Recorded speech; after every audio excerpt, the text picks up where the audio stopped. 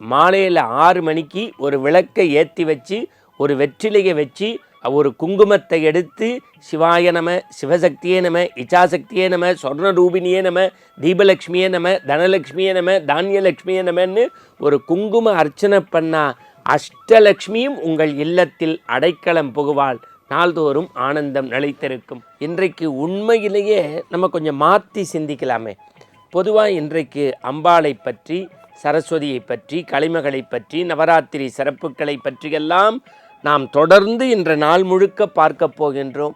இன்றைக்கு இவர்களுக்கெல்லாம் ஆதாரமாக இருக்கக்கூடிய சிவனை பற்றி நாம் சிந்தித்தால் என்ன?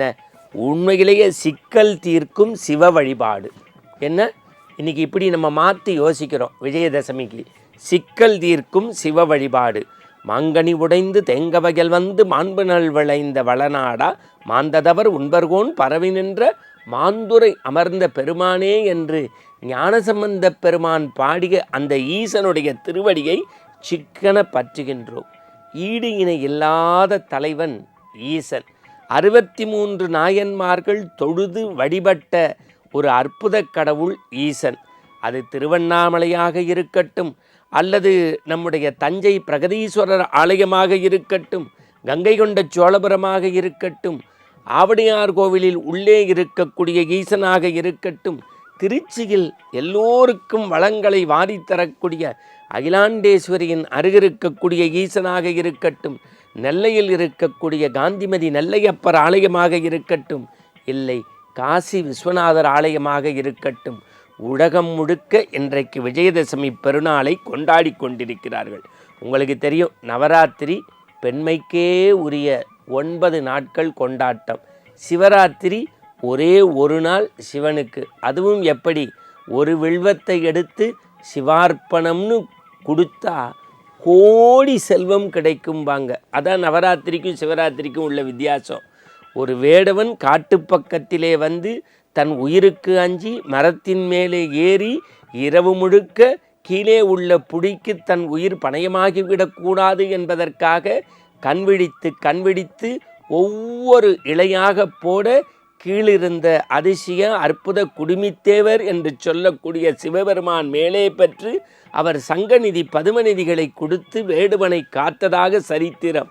காரணம், தெரியாமல் அறியாமல் புரியாமல் தன் உயிர் பயத்தால் வில்வத்தை போட்டு எம்பெருமானை மகிழ்வித்ததற்கே சிவராத்திரிக்கு எம்பெருமான் அவ்வளவு அதிசயங்களை செய்தான் என்றால், அவருடைய உமையம்மையாக இருக்கக்கூடிய நவராத்திரி நாயகியாகிய 9 நாள் நம்ம எல்லாம் கொண்டாடி சரஸ்வதி பூஜை முடிஞ்சு இன்றைக்கு விஜயத்தை அள்ளி வழங்கக்கூடிய விஜயதசமி பெருவிழாவில் நாமெல்லாம் அம்பாளை துதித்தோம்னா எப்படி உதிக்கின்ற செங்கதிர் உச்சி திலகம் மதிக்கின்ற மாணிக்கம்னு நம்முடைய அபிராமி பட்டர் எழுதினாரே. தனம் தரும் கல்வி தரும் ஒரு நாளும் தளர்வறியா மனத்தை தரக்கூடிய சக்தி.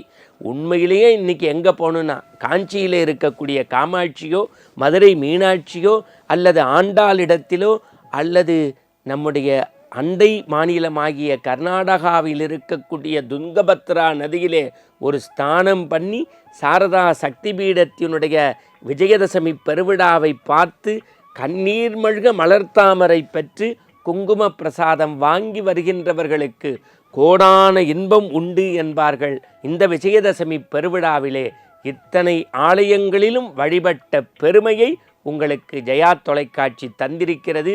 ஒவ்வொருவரும் இன்றைக்கி மாலையில் 6 மணிக்கு ஒரு விளக்கை ஏற்றி வச்சு ஒரு வெற்றிலையை வச்சு ஒரு குங்குமத்தை எடுத்து சிவாய நம, சிவசக்தியே நம, இச்சாசக்தியே நம, சொர்ணரூபிணியே நம, தீபலக்ஷ்மியே நம, தனலக்ஷ்மியே நம, தானியலக்ஷ்மியே நமன்னு ஒரு குங்கும அர்ச்சனை பண்ணால் அஷ்டலக்ஷ்மியும் உங்கள் இல்லத்தில் அடைக்கலம் புகுவாள்.